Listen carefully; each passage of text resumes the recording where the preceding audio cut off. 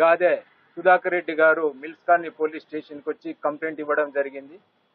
ఆ కంప్లైంట్ పైన మా మిల్స్ కాలనీ సిఐ గారు వెంకటరత్నం గారు కేసు నమోదు చేసి ఈ కేసును దర్యాప్తు ప్రారంభించడం జరిగింది.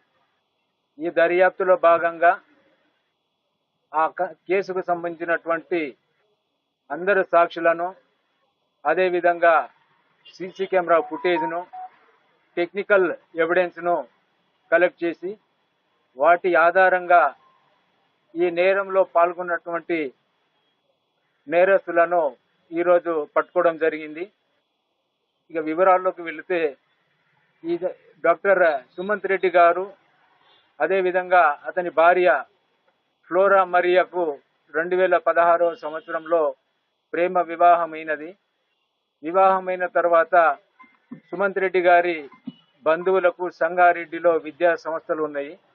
ఆ విద్యా సంస్థలో పనిచేయడానికి ఫ్లోరా మరియాను సంగారెడ్డికి పంపడం జరుగుతుంది. డాక్టర్ గారు కూడా సంగారెడ్డికి షిఫ్ట్ అవుతారు. ఆమె అక్కడ స్కూల్లో పనిచేస్తూ ఉంటుంది. డాక్టర్ గారు పిహెచ్సి సెంటర్లో కాంట్రాక్ట్ పద్ధతిలో అక్కడ పనిచేస్తున్నారు. ఆ క్రమంలో ఈమె డాక్టర్ గారి వైఫ్ మరియా మరి కొంత వెయిట్ ఎక్కువ ఉండడంతో వెయిట్ లాస్ కావడానికి అని చెప్పేసి సంగారెడ్డిలోని ఒక సిద్ధు జిమ్కు జాయిన్ అయింది. ఆ జిమ్లో ఒక ట్రైనర్ తోని ఈమెకు పరిచయం ఏర్పడుతుంది.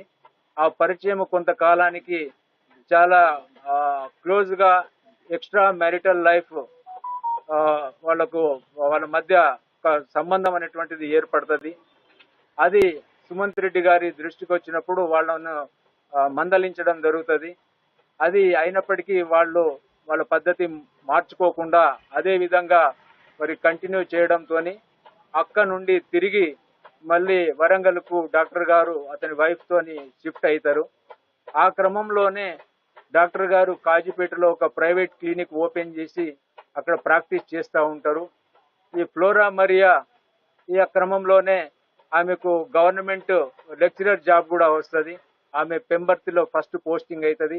అక్కడ దాదాపు 1.5 year వరకు కూడా పెంబర్తిలో ప్రభుత్వ సోషల్ వెల్ఫేర్ కాలేజీలో 1.5 year వరకు కూడా అక్కడ జాబ్ చేసిన తర్వాత అక్కడ నుండి రంగసాయిపేటకు ఆ యొక్క కాలేజీని షిఫ్ట్ చేయడంతో ఇక్కడికి షిఫ్ట్ అవుతారు.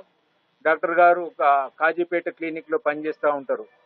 సో ఇది యాక్చువల్గా సంగారెడ్డి నుంచి ఇక్కడ షిఫ్ట్ కావడానికి వాళ్ళ మధ్య ఈ శామ్యుల్ అండ్ ఫ్లోరా మధ్య ఉన్నటువంటి ఏదైతే అక్రమ సంబంధమో దాన్ని కంట్రోల్ చేయడానికి, దాన్ని నివారించడానికి వాస్తవానికి డాక్టర్ గారు వాళ్ళ ఫ్యామిలీని అక్కడ అతని ఉద్యోగాన్ని వదిలిపెట్టుకొని ఇక్కడికి వస్తారు.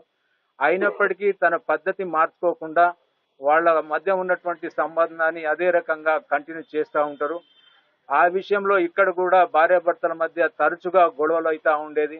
ఎన్నోసార్లు సుమంత్ గారు భార్యను మందలించడం జరిగింది. అయినప్పటికీ కూడా తన పద్ధతి మార్చుకోకుండా ఈ డాక్టర్ గారిని ఎట్లయినా అడ్డు తొలగించుకోవాలి అనేటువంటి ఉద్దేశంతో మరి శామ్యుల్ అతని భార్య ఫ్లోరా ఇద్దరు కలిసి ఒక పథకము పన్నుతారు. అందులో భాగంగా మరి శామ్యుల్ మిత్రుడైనటువంటి Raj Kumar AR head constable సహాయాన్ని ఇతను కోరుతాడు. అతను కూడా సరే అంటారు. దానికి ప్రతిఫలంగా అతనికి ఈ శామ్యుల్ ఒక ఇల్లు కట్టిస్తా అని చెప్పేసి చెప్పడం జరుగుతుంది. దాని తర్వాత వాళ్ళందరూ కూడా పథకం ప్రకారము సుమారు ఒక 15 రోజుల క్రితము ఈమె ఫ్లోరా శామ్యుల్కు 1 లక్ష రూపాయలు ఫోన్పే అమౌంట్ పంపిస్తుంది. దాంట్లో 50,000 రూపాయలు AR head constable Raj Kumar కు ఇవ్వడం జరిగింది. మిగతా 50,000 రూపాయలతోని తనకు ఈ హత్య చేయడానికి కావాల్సినటువంటి ఐటమ్స్, సుత్తెలను మిగతా వాటిని కొనుక్కోవడానికి అని చెప్పేసి దాన్ని యూజ్ చేయడం జరుగుతుంది. సో వీళ్ళ అనుకున్న ప్రకారము 20వ తారీఖు రాజ్ కుమార్ యొక్క రాయల్ ఎన్ఫీల్డ్ బండి పైన సంగారెడ్డి నుంచి బయలుదేరి కాజీపేటకు వస్తారు.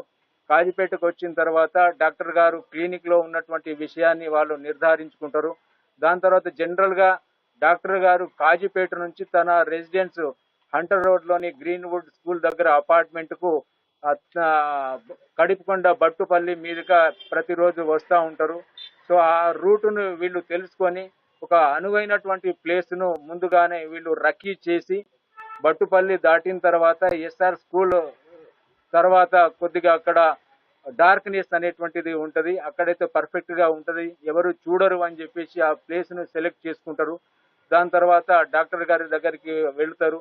సుమారు 9 గంటలకు 9:09:15కు డాక్టర్ గారు తన క్లినిక్ ముగించుకొని మరి కాజీపేట నుంచి వయా బాపూజీ నగర్, కడిపికొండ, బట్టుపల్లి మీదుగా మరి తన ఇంటికి వచ్చే క్రమంలో వీళ్ళు రాయల్ ఎన్ఫీల్డ్ బండి పైన దాన్ని ఫాలో అవ్వుకుంటూ మరి బట్టుపల్లి దాటిన తర్వాత బండిని కొంచెం ఓవర్టేక్ చేస్తూ తాము తెచ్చుకున్నటువంటి ఒక సుత్తెతోని ఆ కారు వెనుక ఉన్నటువంటి లైట్ ని బ్రేక్ చేస్తారు. దాంతో ఏదైనా సమ్ యాక్సిడెంట్ జరిగిందనుకొని డాక్టర్ గారు కారుని ఆపి దిగి ఏదైతే డ్యామేజ్ అయిందో ఆ డ్యామేజ్ అయినటువంటి ఏరియాను చూసేటువంటి క్రమంలో మరి శామ్యుల్ తను తెచ్చుకున్నటువంటి సుత్తెతోని ఒకేసారి తలపైన వెనక వైపు నుంచి బలంగా కొట్టడం జరుగుతుంది. వెంటనే డాక్టర్ గారు కింద పడిపోవడము, మళ్ళీ వెంటనే ఒక 3 సార్లు అదే సుత్తెతోని మరి మళ్ళీ కొట్టడంతో ఆ రక్తపు మడుగుల్లో మరి డాక్టర్ గారు పడిపోవడం జరుగుతుంది. దాని తర్వాత వెంటనే మరి అక్కడ ఉన్నటువంటి స్థానికులు 108 అంబులెన్స్ ను పిలిపించి డాక్టర్ గారిని హాస్పిటల్ కు తరలించడం జరుగుతుంది. అక్కడ నుంచి యశోద హాస్పిటల్ కు ఫర్దర్ ట్రీట్మెంట్ కోసము డాక్టర్ గారిని షిఫ్ట్ చేశారు. డాక్టర్ గారి పరిస్థితి ఇంకా క్రిటికల్ గానే ఉన్నది. సో ఈ రోజు ఈ యొక్క నేరస్తులు తమ ఏదైతే ఆ ఇంట్లో ఉన్నటువంటి బంగారాన్ని మరి తీసుకొని వెళ్ళి మరి ఏదైనా అడ్వకేట్ ద్వారా కోర్టులో లొంగిపోవాలి అనేటువంటి ప్లాన్ తోనే ఈ రోజు ఇక్కడికి వరంగల్ కు రాగా మా సిఏ గారు పక్కా సమాచారంతో మరి వారి ముగ్గురిని కూడా ఈ రోజు అరెస్ట్ చేసి వారి దగ్గర నుంచి రాయల్ ఎన్ఫీల్డ్ బుల్లెట్, అదే విధంగా ఆ నేరానికి వాడినటువంటి సుత్తె, అదే విధంగా మిగతా వారికి సంబంధించినటువంటి క్రైమ్ కు సంబంధించినటువంటి ఎవిడెన్స్ అన్ని కూడా ఈరోజు సీజ్ చేసి వాళ్ళను రిమాండ్ కు పంపడం జరుగుతూ ఉన్నది. ఈ కేసు దర్యాప్తులో మాకు మా సిఐ ఎస్ఐలే కాకుండా మాకు మా టాస్క్ ఫోర్స్ సిబ్బంది కూడా మా సిపి గారి ఆదేశాలతోని అదేవిధంగా మా యొక్క సిపి ఆఫీస్ లో ఉన్నటువంటి మాకు టెక్ ఇన్పుట్ ఇచ్చినటువంటి వాళ్ళందరి సహకారంతో ఈ కేసును మేము ఛేదించడం జరిగింది. దానికి సిపి గారు కూడా అందరినీ సారు అభినందించడం జరిగింది.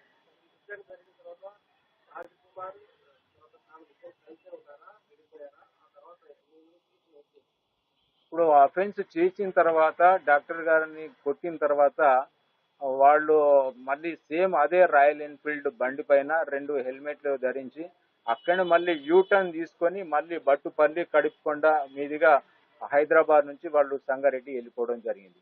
సో వాళ్ళ ఐడెంటిటీని కవర్ చేసుకోవడానికి వాళ్ళు ఇద్దరు కూడా హెల్మెట్లు ధరించి రైట్ ఫ్రమ్ కాజీపేట విష్ణు